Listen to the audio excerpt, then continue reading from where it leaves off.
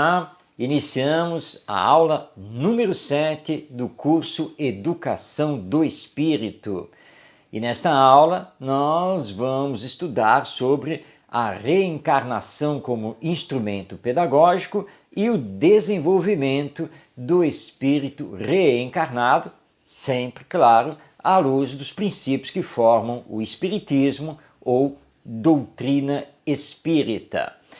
E o espiritismo, que surgiu em 1857 com o lançamento de O Livro dos Espíritos, é uma ciência objetiva, uma ciência que estuda, observa os fatos através dos chamados fenômenos mediúnicos e, portanto, remonta às causas, às origens desses fenômenos, revelando a realidade da vida espiritual, da vida que continua depois da morte, da imortalidade da alma e da reencarnação.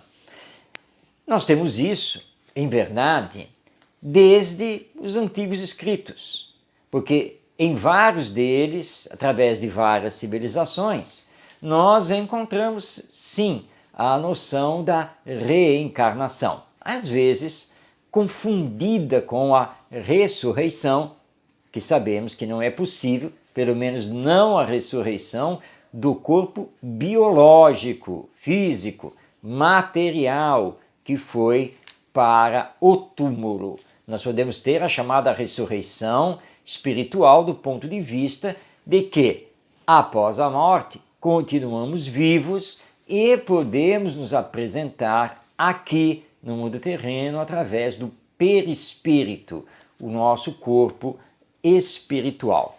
Agora, a diferença que nós temos sobre a reencarnação é que, enquanto historicamente ela esteve envolvida com ideias místicas, com crendices, com o espiritismo, ela se torna uma síntese do conhecimento humano e nos traz uma nova visão sobre o ser humano, que na verdade é um espírito reencarnado. Para o espiritismo, então, a reencarnação significa, primeiro, que ela aparece numa apresentação integral, única, dos conceitos do passado, surgindo num período de explosão cultural e científica, como era a metade do século XIX.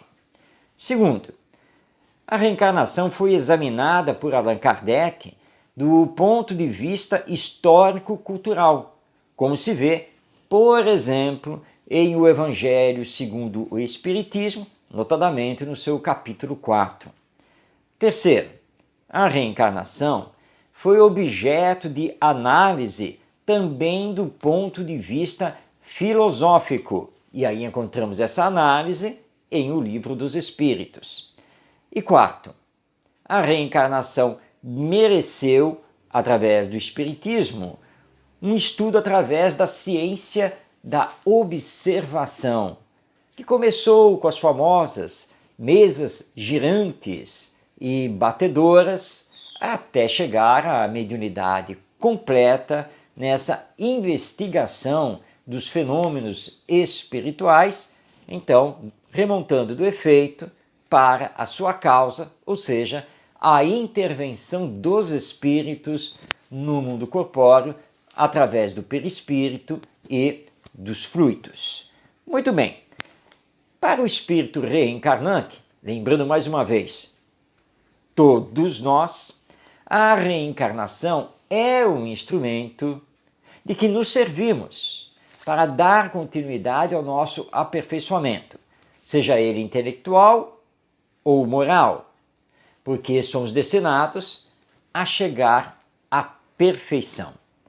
Para Deus, a reencarnação está num contexto lógico do Pai que permite aos seus filhos a continuidade das suas experiências e dos seus aprendizados sem nada perder, entre uma encarnação e outra, mas sempre se aprimorando espiritualmente. O Espiritismo nos ensina que viver é diferente de existir. Nós somos espíritos que estamos aqui na Terra para uma experiência humana. E nessa experiência humana passar por provas e muitas vezes expiações que não são necessários. Mas muitas pessoas vivem por viver. Muitas pessoas apenas se deixam levar pela vida. Quando temos que ter em mente esta nossa existência, que é muito importante. Embora sejamos seres espirituais, a existência humana através da reencarnação é muito importante, porque aqui no planeta Terra, em conjunto com os outros, nós estaremos cumprindo a nossa missão como co-criadores, a nossa missão de realizar a própria transformação moral, a nossa missão de nos espiritualizarmos. Tudo isso a reencarnação nos oferta e não podemos perder isso de vista, porque existe, além da morte, um outro fatalismo, a evolução.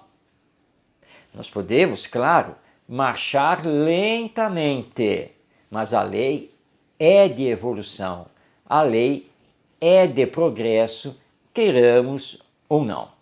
Mas onde encontramos a definição, o conceito, finalidades, consequências da reencarnação nas obras básicas do Espiritismo? Vamos a 4 indicações literárias para você. Iniciando, claro, com o Livro dos Espíritos. E você vai encontrar a reencarnação mais especificamente nas questões 132, 133, 133A e todo o capítulo 4 da primeira parte. Anotou? Volte aí o vídeo, veja de novo. Então essa é a nossa primeira indicação em O Livro dos Espíritos. Mas você encontra também o estudo sobre reencarnação na obra O Evangelho segundo o Espiritismo, todo o seu capítulo 4, que é o capítulo Nascer de Novo, dentro da colocação que foi feita pelo Mestre Jesus. Mas o estudo continua. A reencarnação também aparece em O Céu e o Inferno, ou A Justiça Divina segundo o Espiritismo, em todo o seu capítulo 3, dedicado, portanto, a estudar a reencarnação. E, finalmente, nós temos todo o capítulo 11 do livro A Gênese, aqui citando exclusivamente as obras ditadas pelos espíritos superiores e assinadas por Allan Kardec. E vamos deixar a você para fazer uma bela pesquisa na Revista Espírita, que Allan Kardec coordenou por 12 anos e que nós a encontramos disponibilizada gratuitamente em português através da internet. Muito bem, essas são colocações gerais sobre a reencarnação. Instrumento pedagógico, porque é através da reencarnação que podemos reparar o que fizemos no passado, se não fizemos o bem, e vamos fazer essa reparação através das expiações, e é através da reencarnação que podemos passar por provas que vão nos dar novos aprendizados e reforçar a nossa fé e o desenvolvimento das virtudes. Reencarnação não é castigo divino, muito pelo contrário. Reencarnação é a abençoada oportunidade de desenvolvimento espiritual de cada um de nós. Então agora nós podemos conversar sobre o desenvolvimento do espírito reencarnado. Eu, você, todos nós. Como fazer isso? Vamos passar a palavra a Allan Kardec em O Livro dos Espíritos. Lembrando que as palavras de Allan Kardec nos seus comentários às respostas dos espíritos complementam os ensinos que foram dados pelos espíritos superiores. E Allan Kardec, como aliás já estudamos aqui no curso, Allan Kardec foi um grande educador. Então ele tinha essa visão e pôde, portanto, estudar a reencarnação desse ponto de vista educacional ou pedagógico. Vamos então abrir aspas, passando a palavra ao nosso codificador. A união da alma com o corpo começa na concepção, mas não se completa no instante, senão no instante do nascimento. Desde o momento da concepção, o espírito designado para tomar determinado corpo, a ele se liga por um laço fluídico que se vai encurtando cada vez mais até o instante em que a criança vem à luz. O grito que então se escapa de seus lábios anuncia que a criança entrou para o número dos vivos e dos servos de Deus. Fechando aspas. Vem cá, você que estuda o Espiritismo e que, por certo, já leu o Livro dos Espíritos, você concorda comigo que esta fala é de Allan Kardec? Ou será que essa fala é dos Espíritos numa resposta a uma pergunta realizada pelo codificador? Eu não vou dizer qual é a alternativa correta.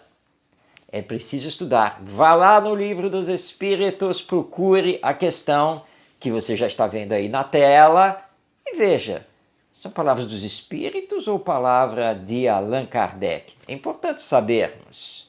Mas mais importante do que isso é vermos que esta informação, que a união da alma ou espírito com o corpo começa na concepção e gradualmente vai se completando até o nascimento. E aí sim o espírito passa a tomar conta do corpo, que ainda vai passar pelo período da infância. Então, o processo reencarnatório, ele teve início, materialmente falando, na concepção, não é no nascimento. No nascimento ele se completa. Mas continuando aqui em O Livro dos Espíritos, abrindo aspas. No instante do nascimento, o espírito recobra imediatamente a plenitude de suas faculdades? Não, elas se desenvolvem gradualmente com os órgãos. Ele se encontra numa nova existência. É preciso que aprenda a se servir dos seus instrumentos. As ideias lhe voltam pouco a pouco, como um homem que acorda e se encontra numa posição diferente do que ocupava antes de dormir. Fechando aspas.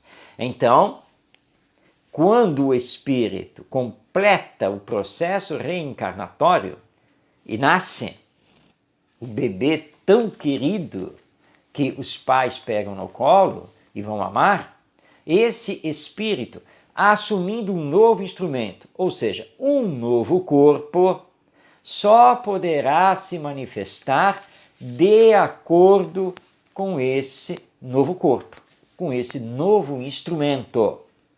Ele não reassume a sua individualidade, a sua personalidade de imediato. Isso vai ser gradual, de acordo com o desenvolvimento do seu organismo físico. Continuando, temos agora a seguinte informação. A matéria não é mais que o envoltório do espírito, como a roupa é o envoltório do corpo. O espírito, ao unir-se ao corpo, conserva os atributos da natureza espiritual. Está bem claro, nós não somos o corpo. Não é o cérebro que pensa, não é o coração que sente, é sempre o espírito. O corpo biológico é uma vestimenta do espírito.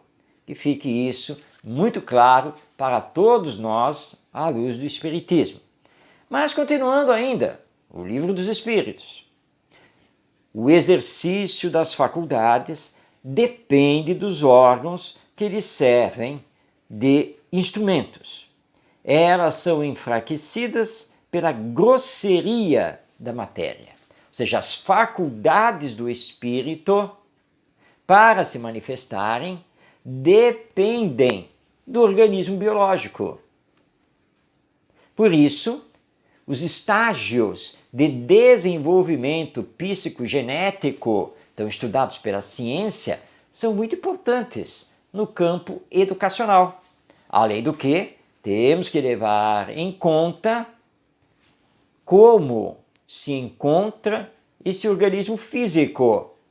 Se ele está trazendo algum trauma, alguma síndrome, algum tipo de defeito, seja genético, seja como for. Porque tudo isso pode entravar que o espírito consiga realmente manifestar e demonstrar plenamente as suas faculdades. Portanto, a educação tem que levar isso em conta. O espírito pode ser muito inteligente, pode ter muitos aprendizados, mas pode estar num corpo, entre aspas aqui, defeituoso. Temos que entender isso.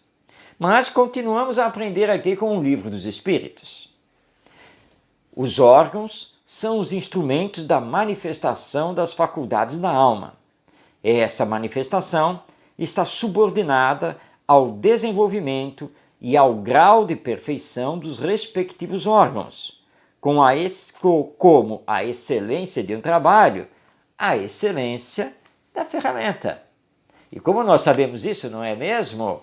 Com uma ferramenta defeituosa, um serrote gasto, você vai ter problemas seríssimos para cortar a madeira. Todos nós sabemos disso. Para o espírito é a mesma coisa. Um organismo físico gasto, com problemas, e ele terá muitas dificuldades para se manifestar. Então, enquanto ele está na infância, ele não tem condições de se manifestar como um adulto de amplos conhecimentos. Ele pode ter esses amplos conhecimentos trazidos de vidas passadas, mas nesta encarnação, o atual corpo não permite que ele demonstre todo esse conhecimento. Continuando ainda, Livro dos Espíritos. O espírito tem sempre as faculdades que lhe são próprias. Assim, não são os órgãos que lhe dão as faculdades, mas as faculdades que impulsionam o desenvolvimento dos órgãos. Porque somos espíritos, não somos o corpo. O cérebro, ele não contém a memória do espírito, ele não armazena o pensamento do espírito, porque tudo pertence ao espírito. Agora, o desenvolvimento das faculdades propiciadas pela educação promovem automaticamente o melhor desenvolvimento dos órgãos físicos. Mas continuando, as qualidades do espírito, que pode ser mais ou menos adiantado, constituem o princípio da diversidade das aptidões. Mas é necessário ter em conta a influência da matéria, que entrava mais ou menos o exercício dessas faculdades.